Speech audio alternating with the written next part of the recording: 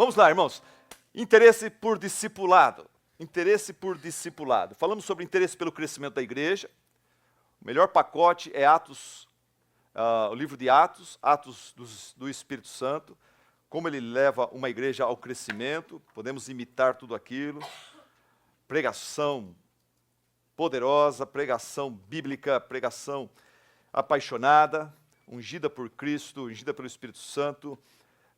Alegria, liderança humilde, liderança servil, submissa, que trabalha em equipe, sem disputar poder e posição e várias outras coisas. A grande igreja, ela tem grande poder, grandes pregações, grandes servos, tem grandes perseguições, tem grande promessa, e a grande igreja, de acordo com o livro de Atos, ela tem interesse pelo discipulado, e agora entramos nesse assunto discipulado. O que é discipulado? O que é discipulado? Discipulado é o que as igrejas grandes não costumam ter, e por isso Mark Dever inclui a necessidade de discipulado na vida de uma igreja saudável, de uma grande igreja. Discipulado é aquilo que as igrejas grandes não costumam ter. As igrejas grandes do nosso... Estou falando dessa onda de igrejas e de movimento de igrejas, de crescimento de igreja. Eles não promovem, não dão ênfase para o discipulado, apesar que tem um movimento agora nascendo, enfatizando só isso. Mas eu temo que esse método, estou considerando ele enfatiza demais o discipulado e esquece de outras coisas. Chega uma hora que a igreja... fica só, daí cai naquele erro da superênfase, né? Não fala de mais nada, só fala de discipulado. Daí tem uma coisa de errado também. Mas, discipulado, que mais? Como que eu poderia definir o que é discipulado? Discipulado é aquilo que Jesus Cristo fez no seu ministério com 12 homens. A gente fala muito da mensagem de Cristo, né, da obra redentora dele, mas o jeito que ele trabalhou também, a estratégia que ele usou é importante. E é importante porque ele pegou essa estratégia e ele inseriu essa estratégia no imperativo, no cerne da grande comissão que ele deixou para nós, para os apóstolos, para os discípulos, para a sua igreja. Fazei discípulos, não é fazei membros de igreja. Fazei discípulos, batizando-os em nome do Pai, do Filho e do Espírito Santo, ensinando-os a obedecer, a guardar todas as coisas. Não é só ensinando todas as coisas. Tem muito pacote de discipulado que só ensina. Ó, já aprendeu sobre tudo. Segurança, salvação, Bíblia, papá, oração. Não, tem que ensinar a guardar, a obedecer. Crer e ordenar tudo quanto o fiel obedece o que Cristo mandar. O que é discipulado? Discipulado é aquilo que os discípulos aprenderam com Cristo e implementaram no início da igreja. Em Atos 6, 7 fala, e crescia o número de discípulos, falando da igreja, da grande igreja de Atos. O que é discipulado? Discipulado é aquilo que Paulo fez durante o seu ministério. Isso aí fica explícito nas palavras dele para Timóteo, em 2 Timóteo, capítulo 3, versículo 10. Vamos ler juntos? Vamos lá? Mas você tem seguido de perto o meu ensino, a minha conduta, o meu propósito, a minha fé, a minha paciência, o meu amor, a minha perseverança. Isso é discipulado, é o que Paulo fez com Timóteo. Timóteo seguiu de perto, não só o ensino, também a conduta. Isso é discipulado. Discipulado é um investimento. É um investimento lento e custoso, irmãos. Vamos ser honestos. Discipular alguém é uma coisa que exige muito da gente. É um investimento lento e custoso, quando comparado com métodos modernos de crescimento de igreja, onde as pessoas são colocadas numa linha de produção e faz um evento lá e já fala que o pastor já batiza, não sei o que tem, já está em cargo, descobriu o dom, e a igreja vai crescendo, né? Então, o discipulado é um método lento e custoso, quando comparado com os métodos modernos de crescimento de igreja. Mas, eu diria o seguinte, a longo prazo, ele é muito mais compensador do que os métodos rápidos de crescimento de igreja. Ele é infinitamente melhor. Presta atenção, isso que eu vou falar para você. O que você prefere? Se eu disser essa pergunta para você agora, investidor, o que você prefere? Por 30 dias receber 1 milhão por dia, Ou, por 30 dias, receber R$ 1 sendo dobrado no segundo dia para 2, para 4. O que você preferiria? Tem que decidir agora. Sim, primeira ou segunda? A maioria das pessoas, se você falasse isso, eles falam, eu quero 1 milhão por dia. Ah, no final de 30 dias tem 30 milhões. Ah, tô bonito. O quê? R$ 1 por dia dobrando? Não, isso aí não dá nada. 1, 2, 4, 8, 16. Ah, não dá, isso não gira, não vira. Ah, mas vai fazer. Pega a sua calculadora.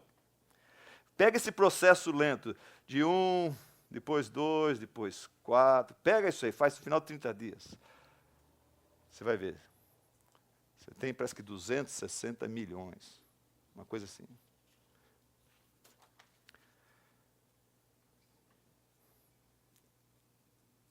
A experiência de muitos é que, por falta de discipulado, a igreja acaba crescendo em número, mas não cresce em maturidade. E, de repente, o pastor se vê gastando todo o seu tempo com pessoas problemáticas, resolvendo picuinhas de membros imaturos e descompromissados com Cristo.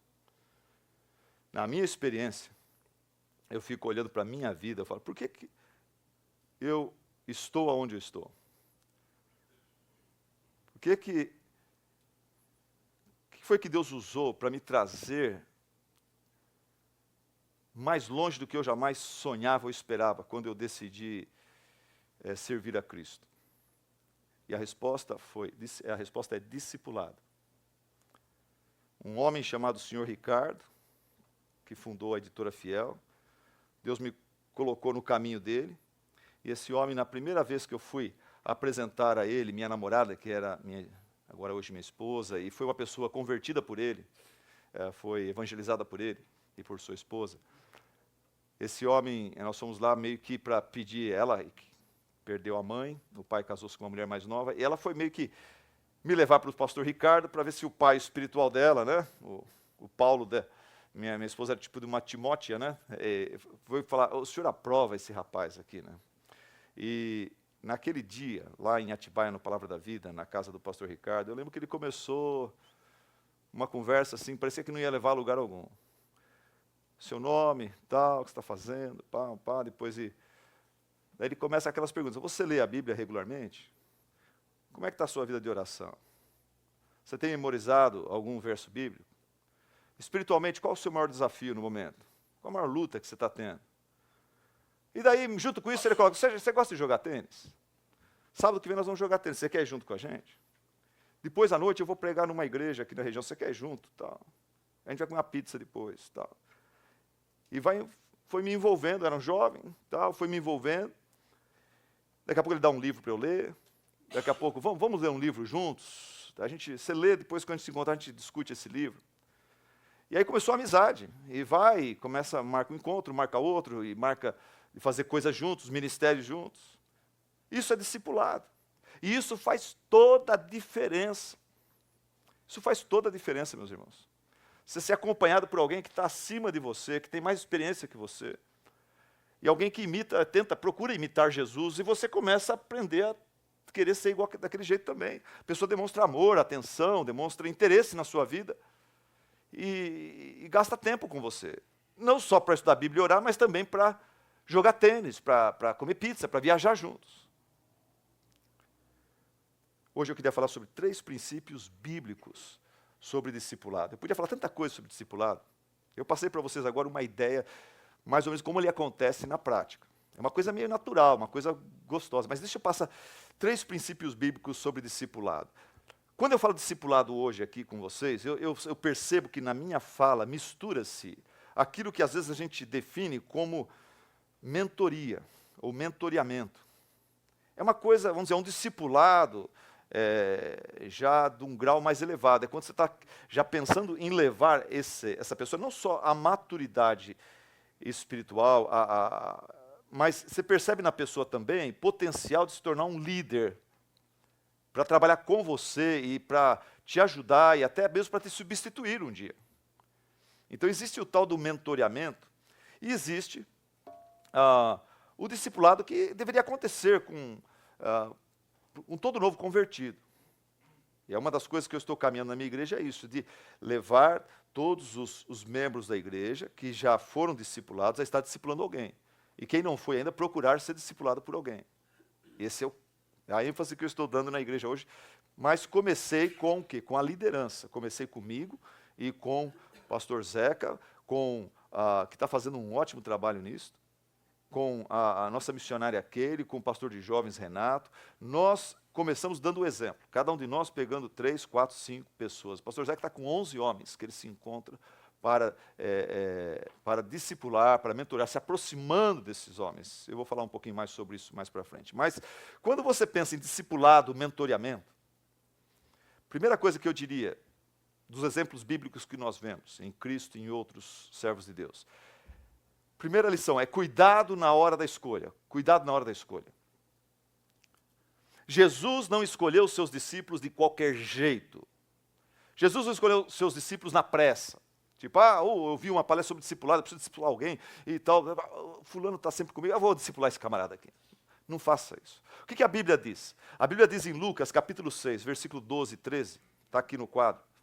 Num daqueles dias, Jesus saiu para o monte a fim de orar e passou a noite orando a Deus. Ao amanhecer, chamou seus discípulos e escolheu 12 deles, a quem também designou apóstolos.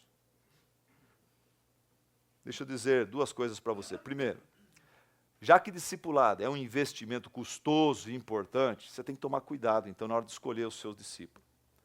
É uma coisa séria essa escolha, precisa ser dirigida por Deus. Por quê? Porque é muito mais fácil chamar alguém para ser seu discípulo, desafiá-lo, vamos estudar a Bíblia juntos? Eu queria investir na sua vida, eu queria desafiar você a crescer, a se tornar um líder. É muito fácil fazer isso, mas é difícil e traumático dispensar essa pessoa, falar, amigão, não vai dar, viu? Você não está correspondendo, eu estou vendo que você não é sério, olha, não vai dar. Daí é traumático. Então, toma cuidado antes de escolher. Outra coisa, eu diria, nem todo investimento dará certo. O investimento de Eliseu com Geazi, por exemplo, parece que não deu certo.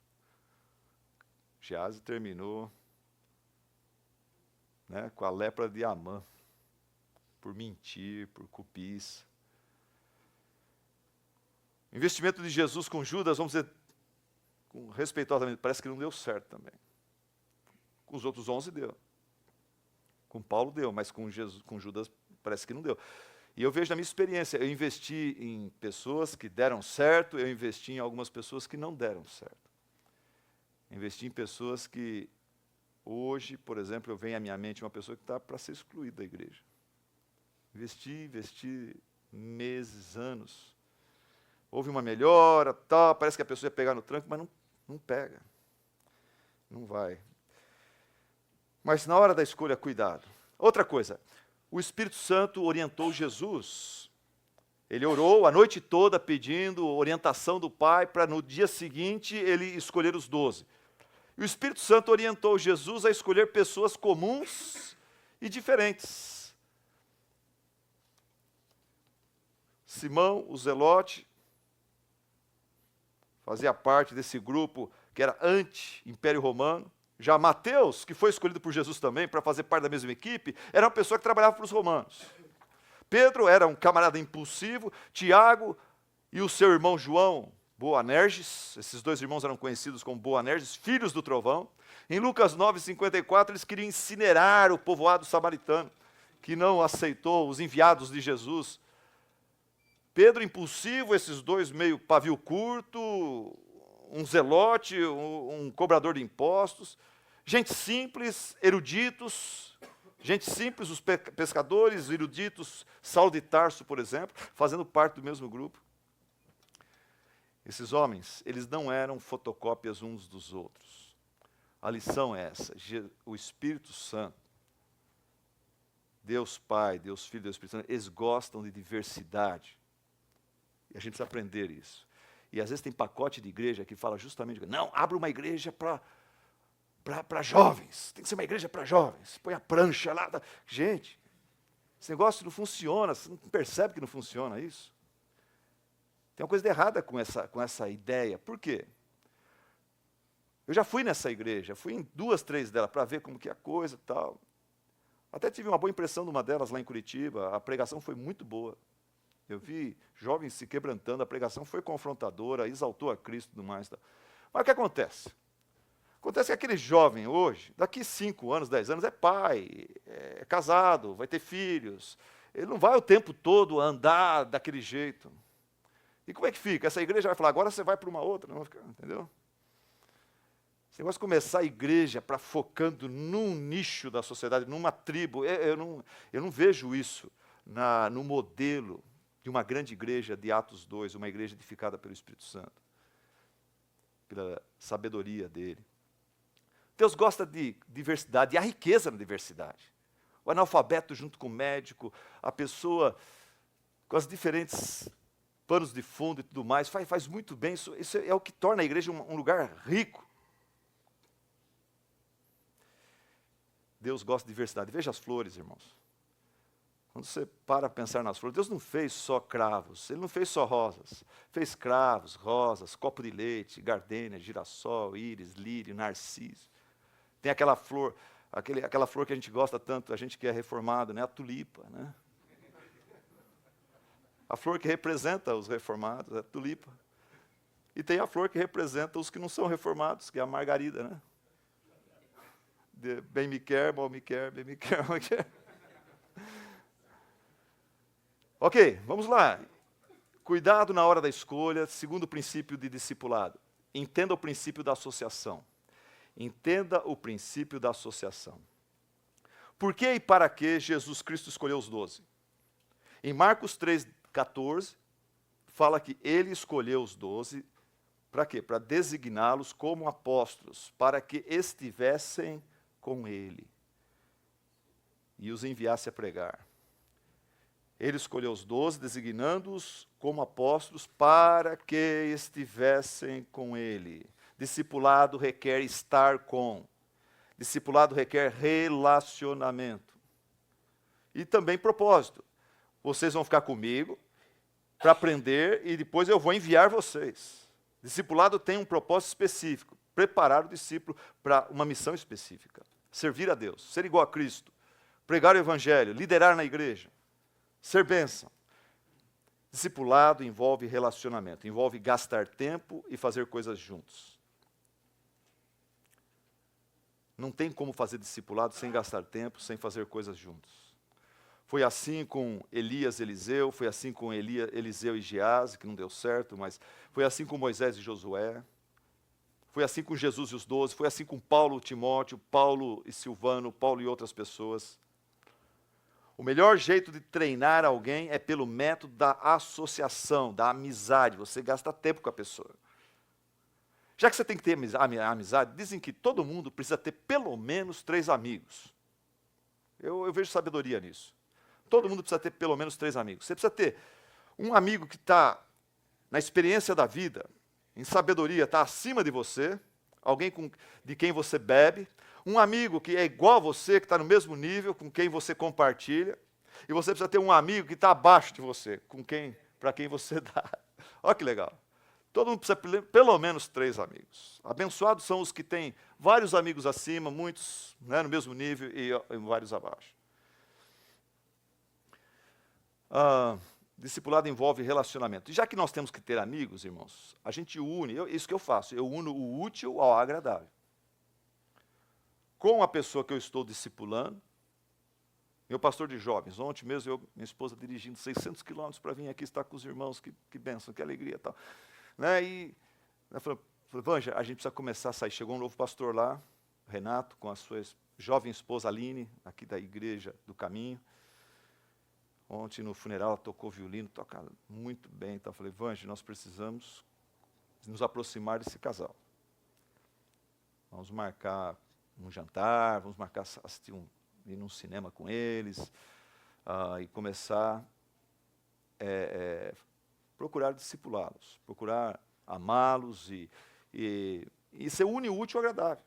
Você tem que sair, você tem que despairar, você tem que estudar, você tem que investir na vida de alguém. Então já une o útil ao agradável. E você fazendo assim, encarando dessa forma, o discipulado não fica um peso. Aquele negócio de ser custoso vai caindo um pouco por terra. Mas precisa fazer isso. Discipulado envolve relacionamento.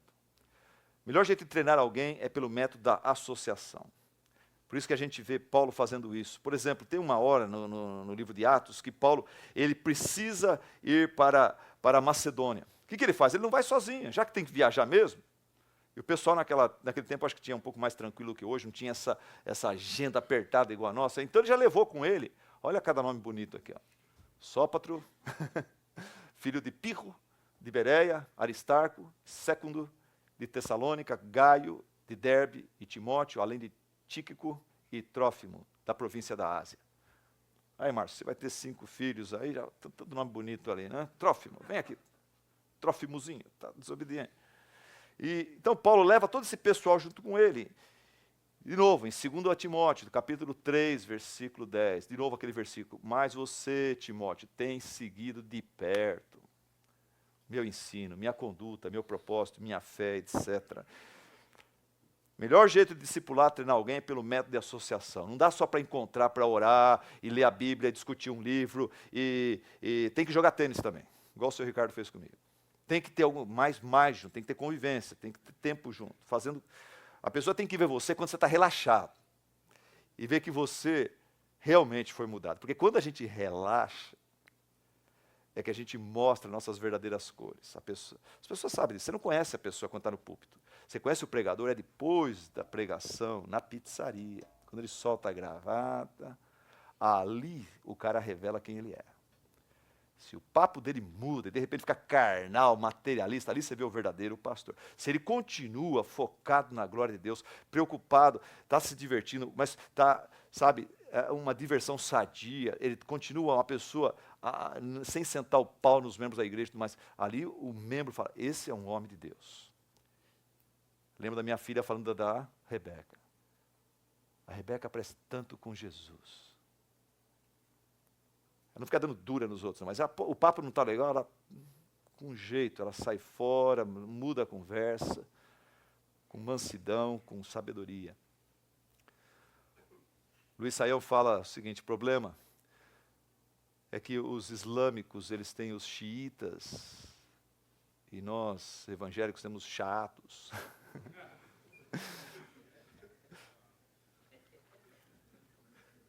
No Velho Testamento, tem um exemplo do poder deste princípio. Princípio da associação. Gente, isso é uma coisa muito rica, esse negócio. Você traz alguém, um crente novo, imaturo, um líder novo, imaturo, você traz ele para perto de você. Isso é uma coisa, um investimento maravilhoso que você está fazendo. Às vezes, eu falo para minha esposa, puxa vida, a gente mora num apartamento tão legal, a gente ganha um salário tão legal, tem um carro tão legal, puxa, parece que está sendo um desperdício, parece que a gente não está fazendo nada, e Deus está dando tanto para a gente, parece que... Mas, gente, esse negócio de você gastar tempo com os outros, você está passando para os outros tanta riqueza, tanta coisa, é uma coisa tão importante. Você está vivendo o evangelho, as pessoas observando, você é um modelo, você é uma pessoa que está sendo usado por Deus para pregar com a palavra e com a sua vida. Isso é uma coisa tão rica, por isso que Deus investe pesado na gente. Mandando arroz com feijão todo dia, até um bife acebolado às vezes. Tal. E Deus investe, porque a gente não sabe o valor do que é você servir a Cristo fielmente. No Velho Testamento tem um exemplo do poder desse princípio da associação. Lembram-se de Davi, quando ele foi rodeado por um bando de homens endividados, descontentes, desencorajados. Esse bando de homens se ajunta com Davi. E eles já chutaram o balde, eles são homens que estão agora fora da lei, abaixo da lei, acima da lei. Mas depois de um tempo de convivência com Davi era uma pessoa que vivia se escondendo e tudo mais, mas ele não estava amargurado. Ele continuava olhando para o Senhor. E o testemunho, o coração de Davi, influenciou o coração desses homens. E esses homens começaram a mudar, começaram a crescer e superar suas amarguras e fraquezas. E eles se tornaram homens corajosos, guerreiros heróicos. Tanto é que a gente lê em 1 Crônicas 11:10, vamos ler juntos? Estes foram os chefes dos principais guerreiros de Davi, que junto com todo Israel deram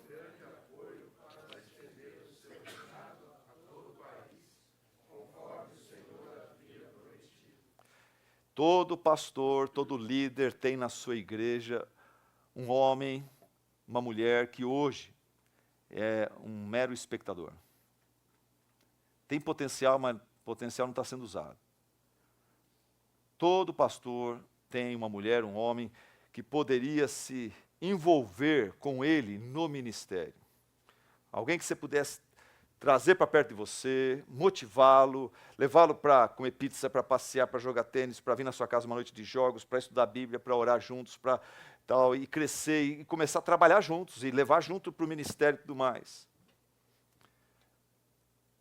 Esse homem que está lá hoje, na sua congregação, que tem potencial, mas o potencial dele não foi desenvolvido, esse homem não precisa apenas de mais um sermão bonito seu.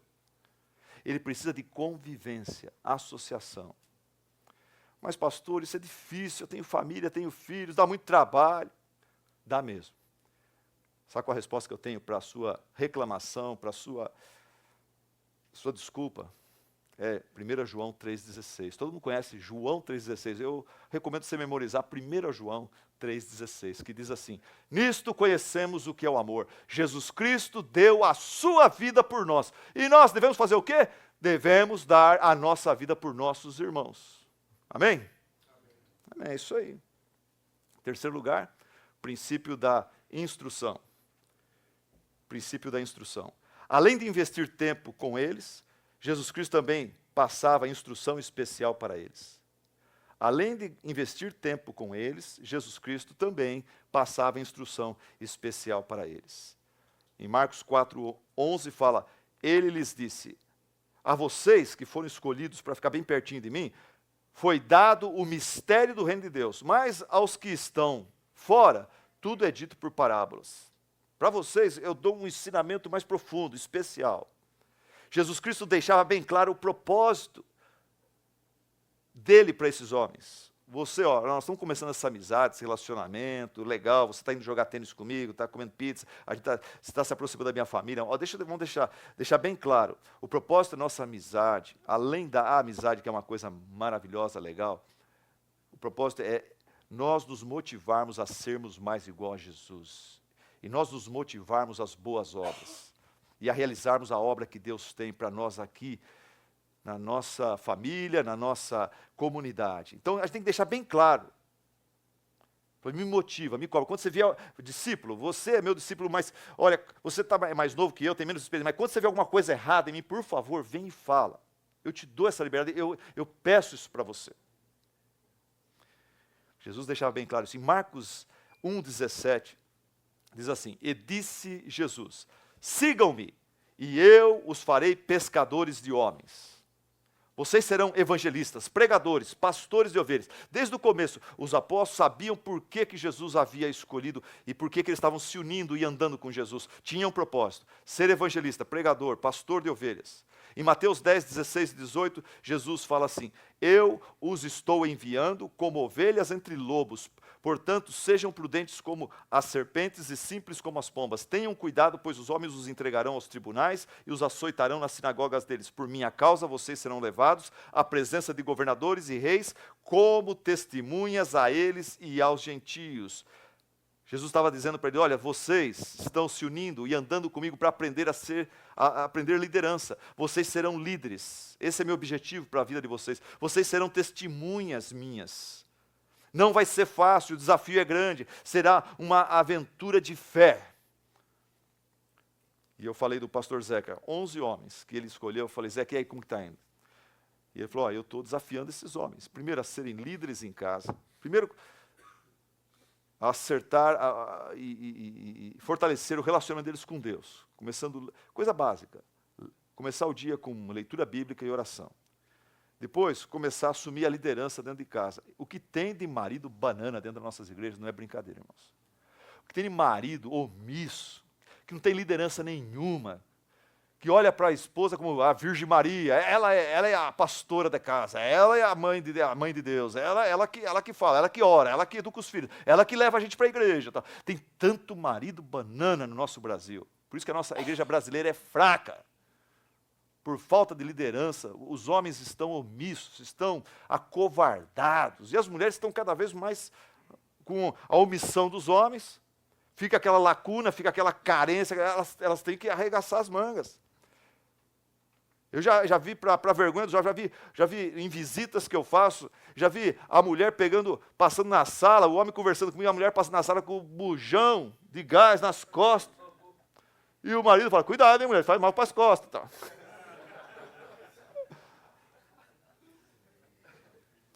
Assim estão os homens. Graças a Deus não todos, muitos são líderes.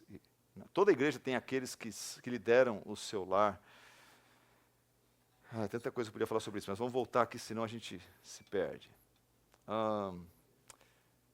Jesus falou, vocês serão líderes. O pastor Zeca, então, está desafiando esses homens. O pastor Zeca mandou dizer para vocês, olha, você quer começar a pastorear, começar a discipular alguns homens?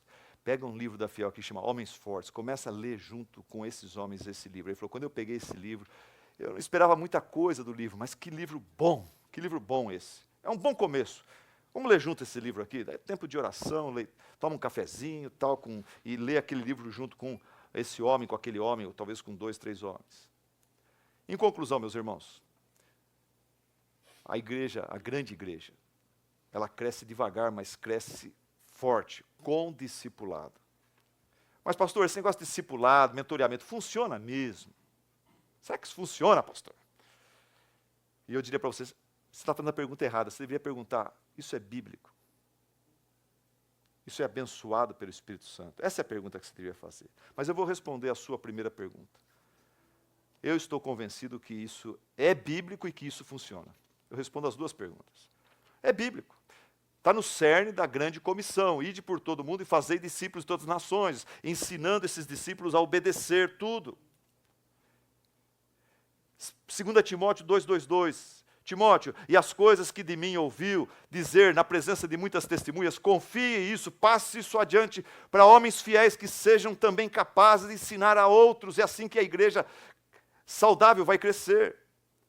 Timóteo, você não pode, eu passei para você não pode segurar isso só para você. Tem uma frase que eu ouvi, não sei quem falou essa frase, eu gosto muito dela, põe aí. Está aí ou não? Sucesso sem sucessor é fracasso. Sucesso sem sucessor, fracasso. Isso resume 2 Timóteo 2:2. Então, primeiro, é bíblico, é isso que interessa, é bíblico. Depois, funciona? Funciona. Funciona, porque Jesus fez isso com os 12. Funcionou, irmãos? Funcionou. Observe os 12, de repente, no centro de Jerusalém, num dia de festa, e eles começam a pregar, e daí eles são criticados, esse pessoal está bêbado. E o que o Pedro faz? De repente o Pedro responde a essa acusação, citando um livro do Antigo Testamento, uma profecia de Joel, capítulo 2, versículo 28 a 32. Aonde foi que Pedro aprendeu a responder uma crítica com a palavra de Deus? Com Jesus. Funciona esse negócio de você conviver com a pessoa, você passa a maturidade pelo exemplo, você ensina muito pela teoria também. Os 12 passaram esse conceito para a igreja primitiva, isso é óbvio. Eles se dedicavam ao ensino dos apóstolos, diz Atos capítulo 2. Eles se dedicavam ao ensino dos apóstolos. Os apóstolos aprenderam com Jesus, eles se dedicavam ao ensino dos apóstolos, à comunhão, ficar junto, associação, e ao partir do pão, as orações. Todos os dias eles continuavam a reunir-se no pátio do templo, partiam o pão em suas casas, aprenderam que cristianismo é uma coisa que tem que viver juntos, um ensinando o outro. E juntos eles participavam das refeições com alegria e sinceridade de coração, louvando a Deus e tendo simpatia de todo o povo. E o Senhor lhes acrescentava todos os dias os que iam sendo salvos. Essa igreja aí, o que Jesus fez com os 12 fizeram com essa igreja. Essa igreja, ela foi vendo os apóstolos sendo ameaçados, sendo presos, açoitados, mortos por causa do testemunho de Jesus Cristo.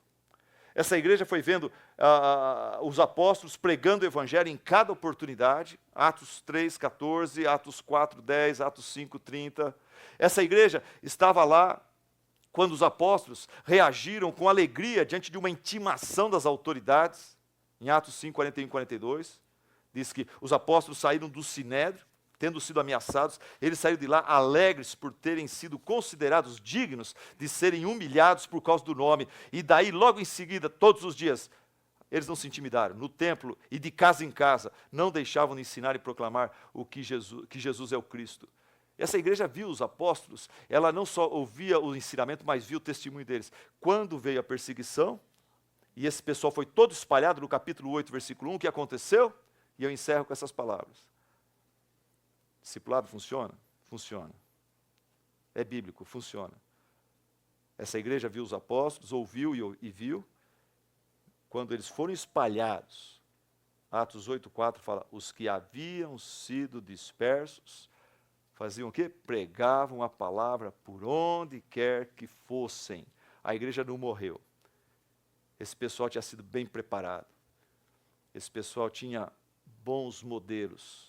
Eles não abandonaram o evangelho por causa do sofrimento, não. Eles aprenderam com seus líderes a servir a Cristo na base do CQC, custe o que custar.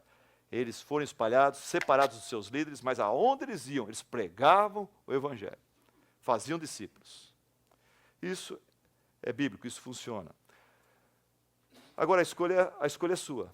Tem os métodos de crescimento de igreja que são rápidos, relâmpagos, fáceis, tipo linha de produção, métodos antropocêntricos, que mexe com o hedonismo, bastante entretenimento. Esse é um método.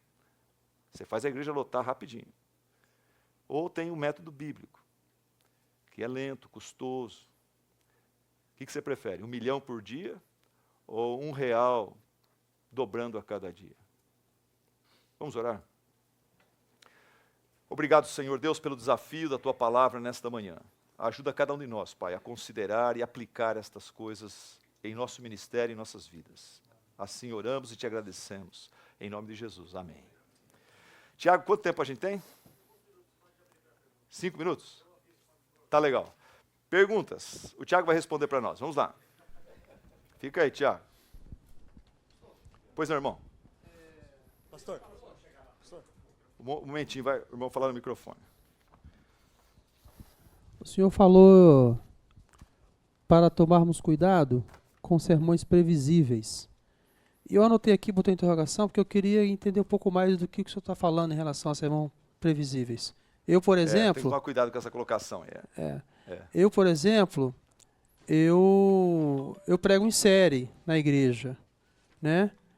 Então atualmente estou pregando uma série de sermões em Mateus. Então eles acabam sendo previsíveis, porque os irmãos já sabem que domingo que vem é o próximo parágrafo do capítulo tal. Não, mas não é nesse sentido. Não, Quando não. eu falo previsível, eu estava me referindo a esse livro, Preaching with Freshness, que falava assim, que o pastor, ele estava pregando em Jonas. E do jeito que ele pregava, era tão monótono, era tão assim, parece que ele pegava da internet aquele sermão, entendeu? É Ctrl+V, Ctrl+C, e ele ia lá e pregava, e o pessoal já sabia, vai ter introdução, ele vai falar sempre aquela coisa. Daí, nesse livro aí, o pastor de homilética desse pastor, o pastor de homilética desse irmão, desafiou ele, falou, olha, você já preparou o sermão do domingo que vem? Ele falou, já. Cadê o texto? O que você está fazendo? E o pastor de homilética, no livro, nesse livro que eu falei, esse professor ajuda ele a apresentar a verdade de uma outra perspectiva, de uma forma que legal, de uma forma viva, né? Então, por exemplo, ele ia pregar lá sobre o texto, começando o livro de Jonas, né? Quando Jonas foge da presença de Deus, e tudo mais, estava chegando naquele ponto que Jonas ele vai para o porão do navio lá para dormir, né? E o jeito que o pastor ia fazer o sermão era tão previsível, mas depois de estar com o professor de homilética, ele pôs lá no boletim assim, o sermão era o ronco de Jonas, né? E esse pastor que era bem quadradinho o seu jeito de pregar, tinha um momento do sermão que até ele até no microfone ele imitou o ronco, né? O som do ronco, né, aquele negócio. E as crianças até despertaram do sono, porque viram, o pastor nunca fez isso, está fazendo isso. Então, a gente no púlpito, a gente tem que pensar apresentar a verdade de Deus, que já é linda e preciosa e poderosa em si mesmo, da melhor forma possível, né? Somos meros vasos de barro, mas a gente tem que apresentá-la da forma mais viva, contagiante, convincente possível, né? Seria isso. Não tem que seguir livro a livro, assunto a assunto, né? Mais alguém? Aqui, pastor. Pois não, irmão. Sobre o crescimento da igreja, foi o primeiro assunto, né, que o senhor abordou.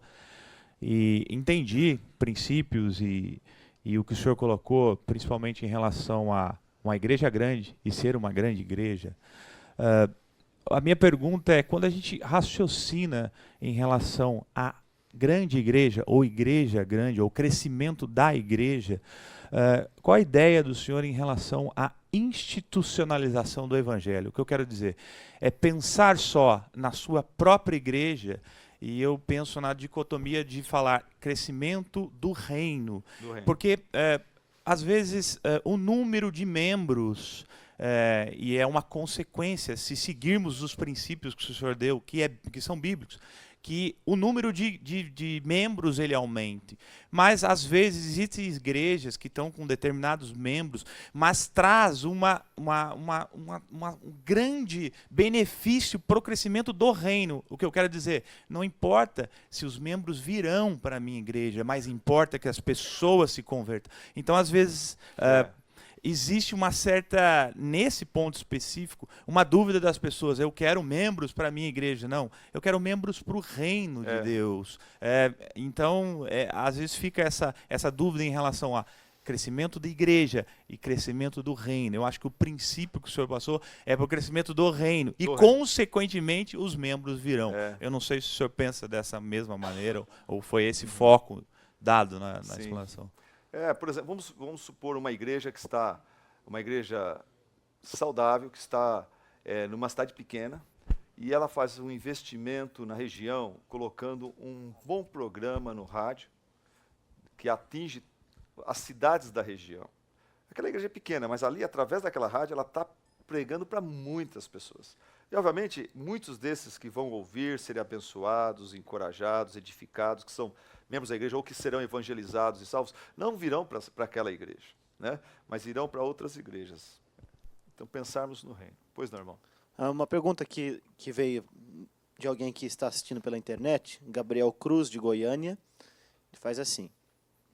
Parafraseando o que você disse, se não separar tempo para o discipulado, terá de gastar tempo maior para resolver os problemas entre irmãos. Tendo isto em vista, qual seria uma forma bíblica, eficiente, de montar um grupo de estudos?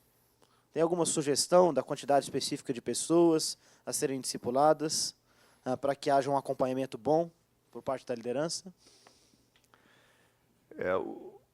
O grupo de discipulado, ele não pode crescer muito, né?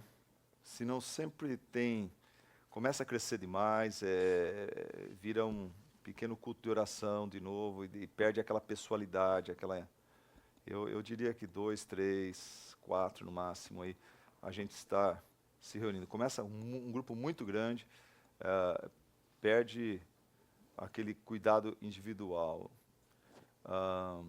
Então é melhor ter, igual eu, pastor Zeca, por exemplo, que é pastor tempo integral, então ele tem essa facilidade, né, de marcar com 2, 3 homens aqui, com um homem lá, com outro. Na semana dele divide, né, o tempo que ele gasta com esses homens. Eu evitaria grupos muito grandes, mas tem espaço para isso também. Eu tinha um grupo na minha igreja, chamava Tropa de Elite. Era para os homens, né? A gente se reunia para churrasco e para uma conversa séria, né? E um pastor que estava me visitando lá, ele falou: Silas, você precisa gastar mais tempo com esses homens. O que você falou foi muito legal, tudo mais, mas precisa mais tempo. Ele falou, pelo menos aí uma vez por semana, né? E ele tem razão. Seria bom se eu tivesse mais comunhão com esses homens. Eu percebo que as mulheres, elas estão mais fortes, elas têm toda segunda-feira um culto de oração delas às 7 horas da manhã, das 7 da noite até às 8. E aquelas mulheres que estão juntas lá toda segunda-feira, elas acabam crescendo em comunhão. E é difícil responder essa pergunta aí. Estou buscando também minha resposta para as minhas, na minha busca, né? O tempo acabou. Gente, Acho que fazer, se for uma pergunta ligeira, uma resposta ligeira, a gente pode fazer uma última. Tem um irmão uma última pergunta. É só sobre o assunto aqui. Oi, irmão. Meu nome é Rafael, sou de uma igreja lá do Rio de Janeiro, Igreja Batista lá do Rio de Janeiro, e Bem-vindo. nós estamos próximo à comunidade carente, à favela, efetivamente, tá? E aí, um dos pontos do discipulado é o cuidado na hora de escolha. E esse cuidado, conforme você falou, ele vem primeiramente de oração. Mas o ponto que eu queria questionar e perguntar é o seguinte, nem todo investimento dá certo. Quando e como eu vou saber que esse investimento não deu certo? Porque gera uma certa... Muitas das vezes que eu vejo na liderança, lá na igreja, uma certa decepção, uma certa tristeza por ter dedicado esse tempo, por ter feito esse tempo. E às vezes a gente vê que não só... A questão não é perder o tempo, e sim é perder aquela vida, aquela pessoa, ou para as drogas, ou para algo que é promíscuo, algo bem promíscuo, enfim, coisas que acontecem, bandidagem, coisas que acontecem naquela região. Então eu queria saber justamente isso. Quando saber que é o momento que não deu certo, ou insistir, ou alguma coisa do tipo, eu tenho como ter esse parâmetro? A gente sabe que não deu certo quando a história acabou, né? A pessoa partiu para a glória, né? Tipo Gease, tipo Judas. Mas enquanto há vida, há esperança. E aquela semente foi plantada. E